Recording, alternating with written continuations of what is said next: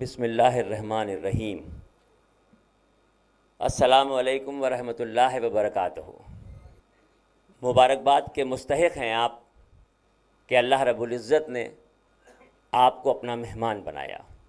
وہ سعادت آپ کی قسمت میں آ رہی ہے کہ آپ اللہ کے گھر کا طواف کریں اور اللہ کے محبوب نبی کریم سرکار دو عالم صلی اللہ علیہ وسلم کے روضہ انور پہ حاضری دیتے ہوئے اظہار و عقیدت کا نذرانہ پیش کرتے ہوئے درود و سلام کا نذرانہ پیش کریں۔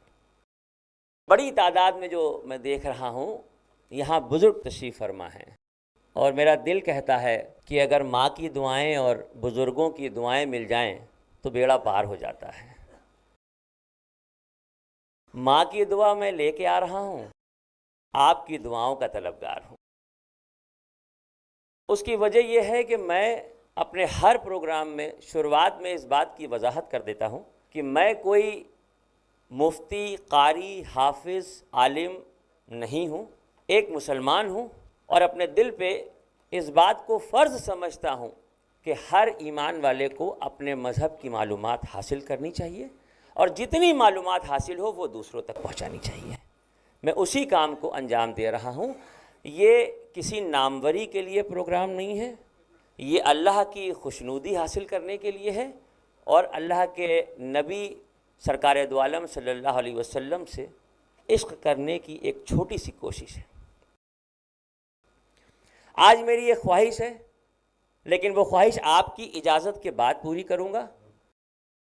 میرے دل میں ایک سوچ یہ بیٹھی ہوئی ہے کہ ہر سال حاجیوں کی تعداد بڑھ رہی ہے جانے کے لیے، عمرہ کرنے کے لیے تعداد بڑھ رہی ہے۔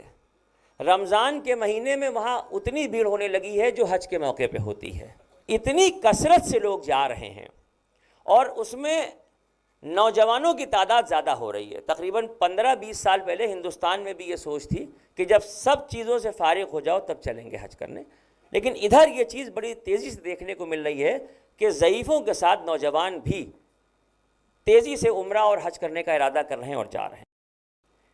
لیکن میں معذرت کے ساتھ کسی پہ انگلی اٹھائے بغیر اپنے لیے کہہ رہا ہوں کہ ہم عمرہ کر کے واپس آ رہے ہیں، کئی عمرے کر کے واپس آ رہے ہیں، حج کر کے واپس آ رہے ہیں، مگر زندگی نہیں بدل رہی ہے۔ جانے سے پہلے ہم حج کے ارکان اتنی مضبوطی سے سیکھتے ہیں، اتنی کتابیں پڑھتے ہیں، اتنی جگہ ٹریننگ جا کے سیکھتے ہیں کہ دل میں یہ یقین رہے کہ جب وہاں پر ہم یہ ارکان ادا کریں گے تو ریزہ برابر بھی کوئی کمی نہ رہنے پائے۔ اور الحمدللہ اللہ اپنی رحمتوں سے جب وہ سارے ارکان آپ سے ادا کرا لیتا ہے تو انسانی فطرت کے اعتبار سے کہیں نہ کہیں دل میں یہ خیال آتا ہے کہ ہمارا حج اللہ کی بارگاہ میں مقبول ہوا، اور یہ خیال ہونا بھی چاہیے، اللہ سے اچھے کی ہی امید رکھنا چاہیے۔ لیکن جیسے ہی یہ خیال دل میں آتا ہے تو پھر ایک بات اور آتی ہے کہ مقبول حج کا بدل جنت ہے، یہ وعدہ اللہ نے کیا ہے۔ تو دل یوں سوچ کے مطمئن ہوتا ہے کہ ہماری جنت پکی ہو گئی، ہمارے جنت میں بنگلے کا پرچہ نکل گیا، اس پہ نام لکھ دیا گیا میرا۔ اب واپس آنے کے بعد کسی کا حق مارو، کسی کی زمین پہ قبضہ کرو، وعدے کو بھول جاؤ، قصوروں کو معاف کرنا بھول جاؤ، دھوکے دھڑی میں آگے بڑھ جاؤ۔ اپنے لیے کہہ رہا ہوں، آپ کے لیے نہیں کہہ رہا ہوں۔ یہ ساری چیزیں جو جانے سے پہلے موجود تھیں وہ واپس آنے کے بعد ویسے ہی موجود ہیں۔ کیا وجہ ہو سکتی ہے کہ یہ دل بدل جائے؟ میرے دل میں یہ خیال آیا کہ مجھے یہ لگتا ہے کہ شاید ہم نبی کی زندگی سے غافل ہیں، کیونکہ ہمارے آقا کو جب اللہ رب العزت نے دنیاوی اعتبار سے اس دنیا میں بھیجا تو قرآن میں اس بات کی وضاحت کر دی۔ اللہ رب العزت یہ فرماتے ہیں کہ اپنے بندوں سے کہ اگر تم مجھ سے محبت کرتے ہو تو میرے نبی کی اتباع کرو۔ اللہ پاک تو ہر چیز پہ قادر ہے، ہمارا ایمان ہے، ہمارا یقین ہے کہ اللہ پاک کائنات کے ذرے ذرے سے لے کے اور جو بھی دنیا، جو عالم ہے جنہیں ہم نہیں جانتے، ان سب کے مالک ہیں، سب کچھ کر سکتے ہیں۔ لیکن انہوں نے اپنے محبوب کو نمونہ کامل بنا کے دنیا میں بھیجا، اور وہ جو نمونہ کامل بنا کے دنیا میں بھیجا تو وہ ہماری زندگی کو جینے کے سلیقے بتانے کے لیے بھیجا۔ زمیں پر آسماں کو ٹوٹ کر گرنے نہیں دیتا، زمین پر آسماں کو ٹوٹ کر گرنے نہیں دیتا، زمین اور آسماں کے درمیان ایک نام ایسا ہے، اور وہ نام کیا ہے؟ آقائے نامدار، سرور کونین، مقام محمود کے مالک، دونوں جہان کے مالک، جمیل الشیم شفیع الامم صاحب الجود والکرم صلی اللہ علیہ وسلم پر میں نے اپنی خواہش ظاہر کی تھی، لیکن خواہش سے پہلے آپ سے اجازت چاہوں گا، آپ اپنی آواز میں مجھے یہ بتا دیں کہ میں عمرے اور حج کے ارکان ہی آج صرف آپ کو بتاؤں، یا اپنی کوششوں کی بدولت، اللہ رب العزت کی رحمتوں کی بدولت کچھ سیرت نبوی کا بھی بیان کر دوں؟ چند لوگ سننا چاہتے ہیں۔ حضرت آپ کی دعاؤں کی بہت ضرورت ہے۔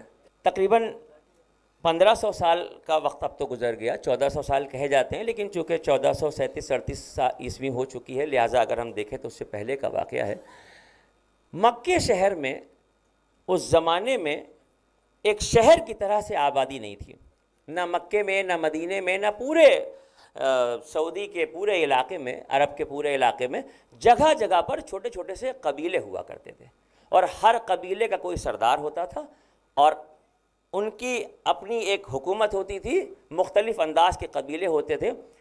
اس زمانے میں مکہ شریف کے ایک قبیلے کے سردار، جنہیں عبد المطلب کہا جاتا تھا، وہ اپنے بیٹے عبداللہ کو لے کے تجارت کے سلسلے میں مدینہ شریف کا سفر کرتے ہیں، اور مدینہ پہنچنے کے بعد جب وہاں قیام کرتے ہیں، قیام کے دوران یہ دونوں یعنی حضرت عبد المطلب اور ان کے بیٹے عبداللہ، یہ دونوں مدینہ شریف جب پہنچتے ہیں، وہاں قیام کرتے ہیں، تجارت کے سلسلے میں جاتے ہیں، تو اس وقت مدینہ کے دو بھائی کہیل اور وہب ان کا نام ہے، دونوں بھائیوں کا، ان دونوں بھائیوں کی بیٹیوں سے یہ دونوں باپ بیٹے اپنا نکاح کرتے ہیں۔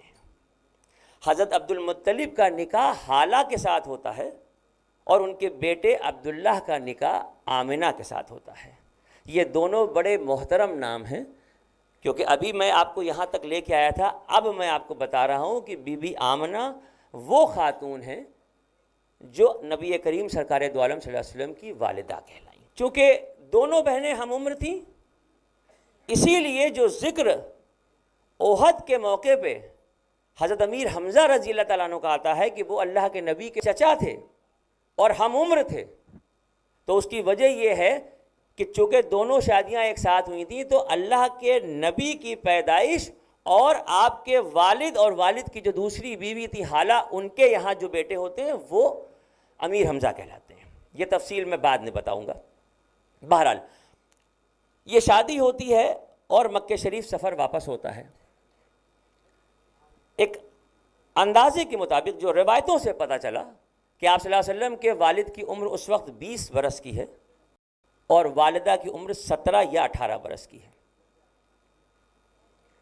یہ وقت گزر رہا ہوتا ہے اور بی بی آمنہ یہ بتاتی ہیں کہ اس زمانے میں جب حمل کی گرانی کا احساس ہوا، عام طور پہ عورتوں کو اس موقع پہ تکلیف ہوتی ہے، میری مائیں یہاں پہ بیٹھی ہیں اس لیے میری بات کو سمجھنے کی کوشش کریں، میں جو چیز بتانا چاہ رہا ہوں کہ بی بی آمنہ نے بتایا کہ مجھے تو پتہ ہی نہیں چلا کہ میرے جسم میں اللہ کا نور آیا ہے، مجھے تو جبرائیل علیہ السلام نے بتایا، اور مجھے یہ بتایا گیا کہ جو فرزند آپ کو تولد ہوں ان کا اسم گرامی محمد رکھا جائے۔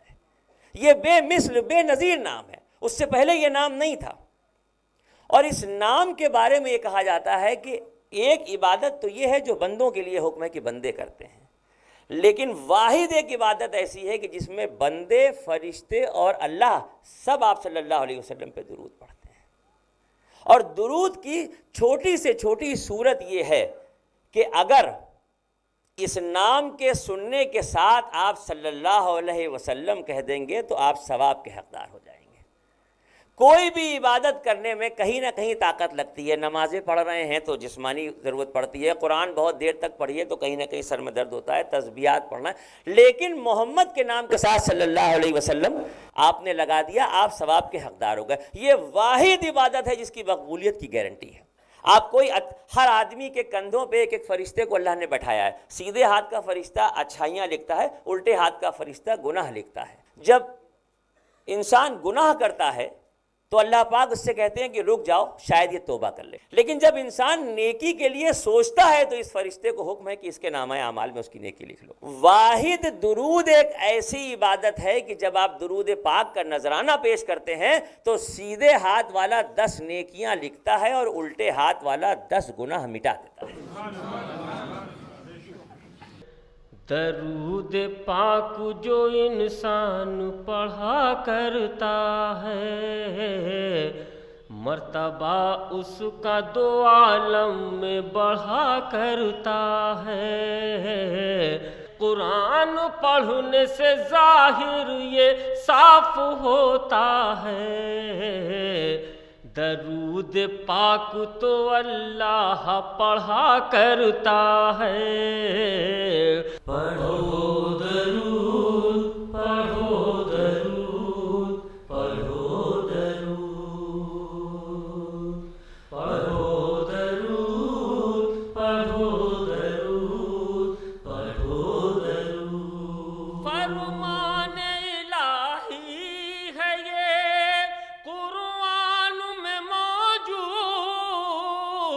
فرمان الہی ہے یہ قرآن میں موجود, فرمان الہی ہے یہ قرآن میں موجود.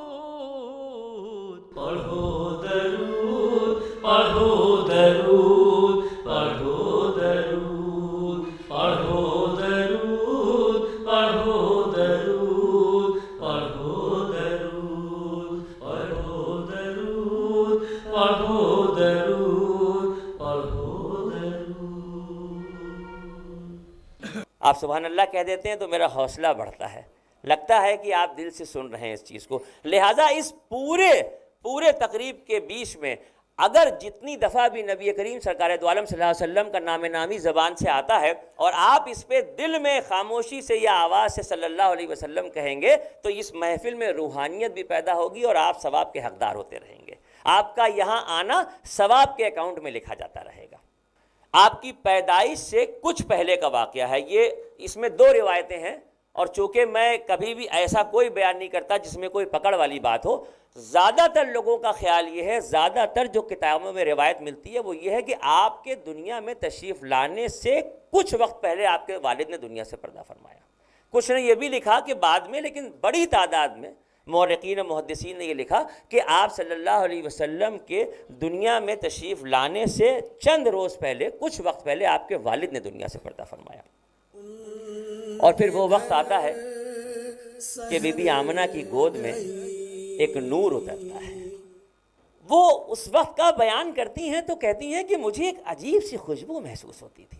مجھے لگتا تھا کہ درخت مجھ سے بات کر رہے ہیں, مجھے لگتا تھا کہ پہاڑ میرے ساتھ چل رہے ہیں. میری سمجھ میں نہیں آتا تھا کہ میں جس طرف دیکھتی تھی ایک عجب سی رونق دکھتی تھی. اور پھر 12 ربیع الاول کی وہ تاریخ آتی ہے کہ جس میں بی بی آمنہ کی گود میں نبی کریم سرکار دو عالم صلی اللہ علیہ وسلم تشریف لاتے ہیں.